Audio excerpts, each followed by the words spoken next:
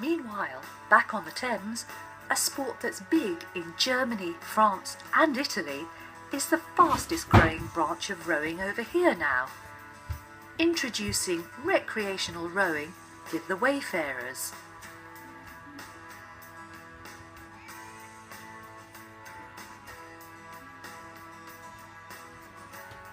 It's a sport that appeals to both experienced and novice rowers, as former competitive rower David Stokes explains. Well, I was looking for a club to join that wasn't a racing club, because I used to race as a young man of 18, 19, 20, back in my days when I was at Oxford and I rowed for my college, Royal College. And racing was okay in those days because I was young and fit, and I didn't really mind that I was racing because we were there to win, so I didn't really notice where I was. So I used to go to all these regattas, lovely places like Marlow, Wallingford, Henley, and you'd sit in your boat and you'd race with your head down and didn't really look around. You weren't allowed to look around.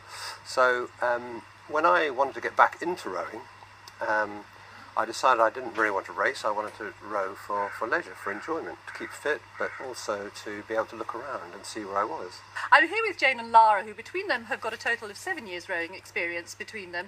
Jane, tell me how you got started with Wayfarers. Well, my son rowed for St George's in Weybridge, and I used to sit and watch him from the riverbank, and I would see these boats going up and down and thought this would be a fantastic opportunity, but how do you get involved? And as luck would have it, Boat Club dinner came round, and one of the auction prizes was a beginner's course at Weyfarers. So I kept putting my hand up. I was absolutely determined to win. Nobody else was going to win that. So luckily I got it, started, and I've been hooked absolutely ever since.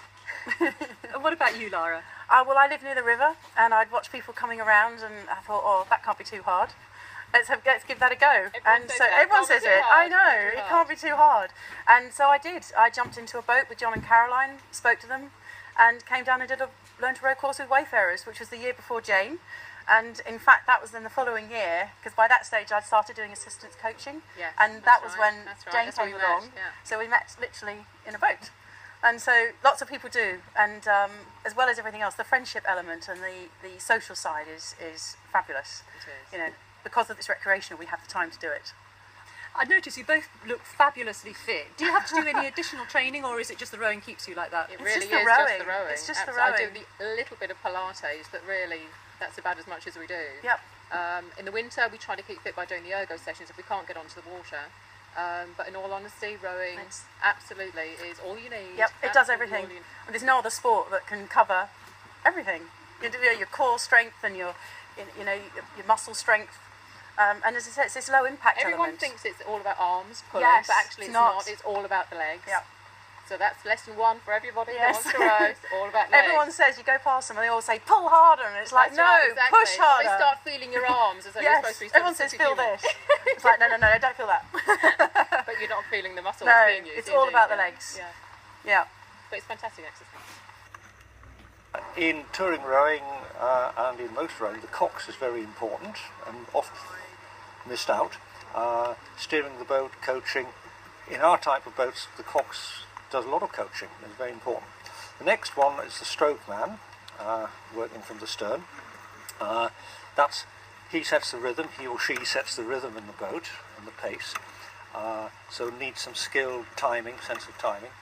The two in the middle provide a bit of power, and the person behind stroke has got to pass the rhythm down the boat. That's an important thing. And in our type of boat, there's 4 people rowing, or sculling, I mentioned that in a moment.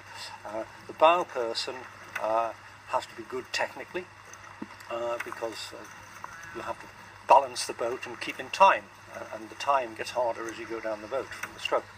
Well, I started learning to row when I was in my mid-20s, and one of the first people I met at Marlow Rowing Club was John, who offered to teach me to row, and I thought, well, he's rather nice.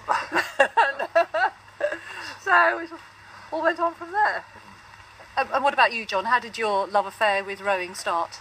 Well, I started to row on the Tyne, and I started to row at school, although it wasn't a big rowing school, and it went on from there in university, and I liked rowing and just kept going. I wasn't any good at ball games, you see, so rowing was good for that. So tell me the ethos behind Weyfarers, because it's been quite a journey, really, hasn't it, getting this started? It has. I was a competitive rower. Well, we both were. Yes, indeed. And indeed was president of Weyfarers Rowing Club. But I saw, well, we discovered touring rowing in France on a holiday. And it went from there, because we discovered there was a big event being held the next year, and we didn't know what it was. And when we found out about that, we took part, and there was an international event every year. And we met lots of people and thought, this is fun. And it was in a different type of boat. And it was touring and rowing long distances and social, and we thought this was a good thing. And so we started to take an interest in that. And then we were asked by our continental friends, why can't we do this on the Thames? And why don't you organise one? You know? And so that one thing led to another. And in 2003 we did. Yes, but one of the big problems organising the tour was there were hardly any touring boats in this country. We bought 2 for our club. We discovered a club in London that had 6 of them. The Amateur Rowing Association lent us 4. We somehow managed to assemble enough boats for the 90 people that we had, and we rowed them down the Thames from Oxford to Putney over the course of a week. It's rowing for the fun of it and enjoying the river. Rowing's great for general fitness, so that's great. But some people might be put off by the image that, you know, you've got to be 6'6" and built like Andrew Triggs Hodge down at Mosey, which is great, but not everybody's like that. So we thought, our motto is rowing for all, and that's what we try to do. So I'm with Roy Miller, who is the captain of the club. Roy, I believe you were a late starter when it came to rowing. Yes, I was a very keen long-distance road runner doing marathons, and you get to an age when it starts to get hard work, and my daughter started to row at Weybridge, and I was constantly bringing her down here for her rowing and then taking her off to regattas, and I thought, well, perhaps I should have a go at this. And so I went to Staines Boat Club, which is in Staines obviously, and did a rowing course there. And I never really was picked up. I think they were looking for young, keen rowers. And I'd heard about Weyfarers and what they did. So I came along and ended up in a boat with Caroline Turnbull. And, well, it's corny, but the rest is history. And I realised that if you can get the technique right in rowing and really do it properly, you can belie your age. You can be in a boat with young people and you can hold your own. And that's nice, whereas if I take part in a race, I'm right at the back with the pushchairs and with the people dressed as leopards or lions or whatever. So that appealed to me. And I have great fun, captain of the club, very much involved in what the club does, and it's a great enterprise.